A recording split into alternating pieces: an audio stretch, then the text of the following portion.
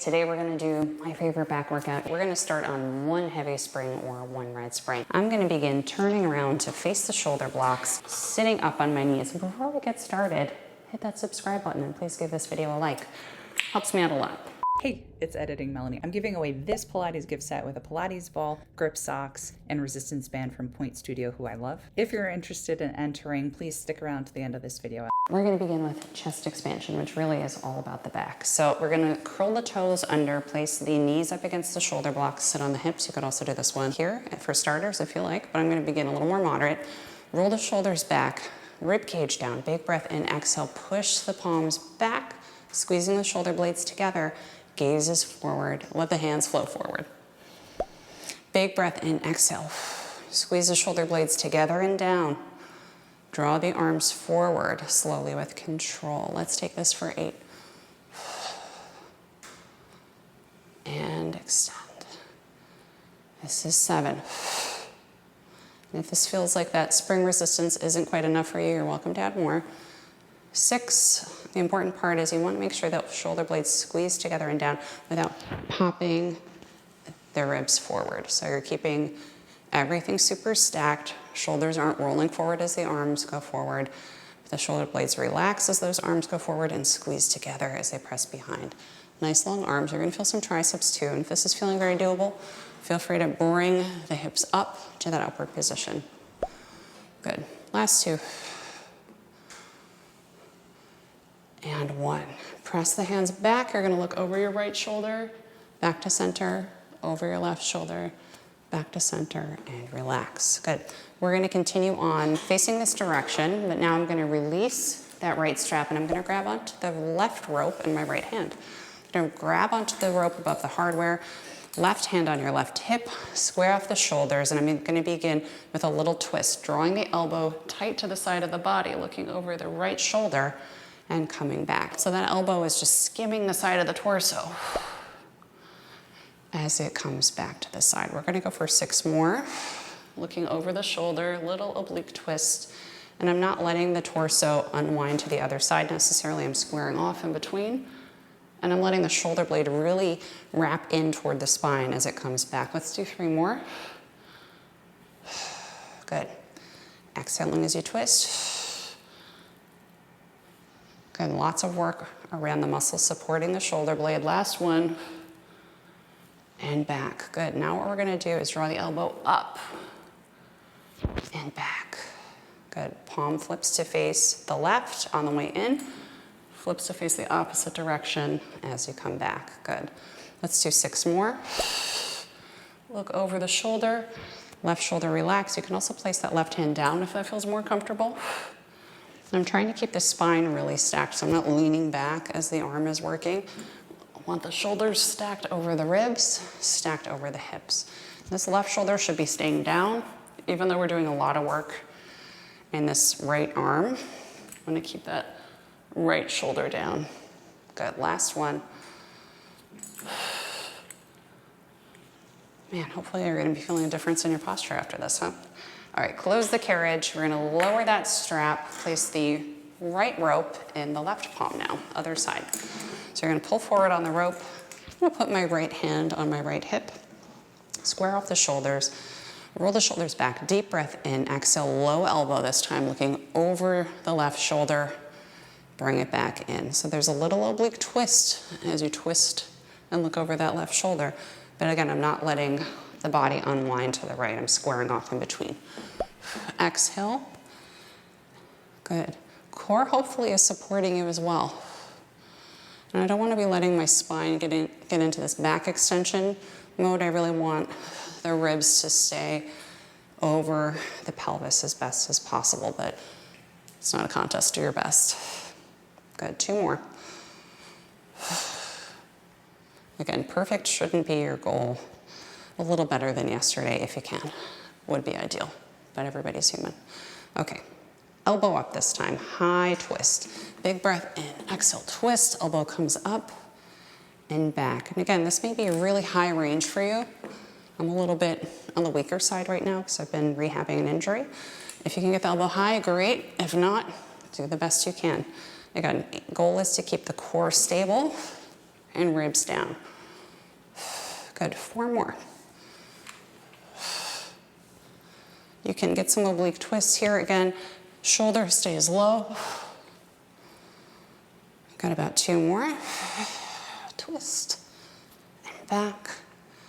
Last one. Very nice. Okay, we're gonna close the carriage. Come to sitting down on your machine, and I'm gonna bring the legs long in front of me. Reaching back, I'm gonna place 1 yellow with the red spring on this machine. So I'm on 1 red, 1 yellow, or 1 heavy, 1 extra light. I'm gonna place the ropes onto my biceps. I'm gonna bring my arms into a W position. So kind of here, my elbows are bent at a right angle and kind of low. I'm gonna sit up really tall. My ribs are not popping.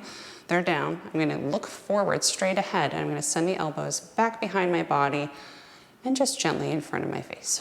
Good, elbows behind and right in front. Good, let's go for another 8.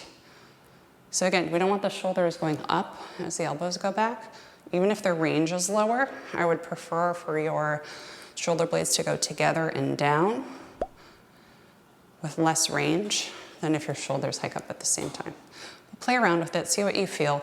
And again, the goal is not to get the rib cage popped. You want the ribs down, core control, and get the shoulder blades moving independently of the rest of the spine moving. Good, let's take 4 more. Change my mind. This is 3. Last 2. And 1. All right, take those ropes off of your biceps. You're gonna hang on to them with 1 hand, switch onto 1 yellow. So we're gonna remove the red spring or the heavy spring, just leave the extra light spring on. Face pulls, we're gonna get into it. So I'm gonna cross the ropes, doesn't matter which one's on top. I'm going to take the right rope in my left hand and the left rope in my right hand, and I'm gonna sit up really tall. I'm crossing my legs, but you can keep them straight if you prefer that. Ribs over hips. I'm going to hold on, starting with my fingers and my palms facing each other, roll the shoulders back. I'm going to pull the ropes back, pushing the elbows forward. Hands go behind the elbows, preferably. Bring the carriage back, hands face each other. So I'm pulling the ropes toward my face, that's why they're called face pulls, and bring them back. So what we don't want is elbows back, hands forward. That's not gonna get the part of the upper back that we want. We wanna almost say like, hit the road jack. Hands go back further than the elbows, ideally. But if they're right on top of the elbows, that's fine too. Play around with the height of it too. You may find high feels really good to you. If that's killing your upper traps, you could take it a little lower, that's fine. Just make sure it's right around the zone of your face. That's ultimately what we want. Let's take 2 more right here. Man, that feels so good. Does that feel good to you too? Leave me a comment. All right, next we're gonna flip the rope so that the one that's on the bottom is now on the top. I don't know if it makes a difference, but I'm paranoid that it does.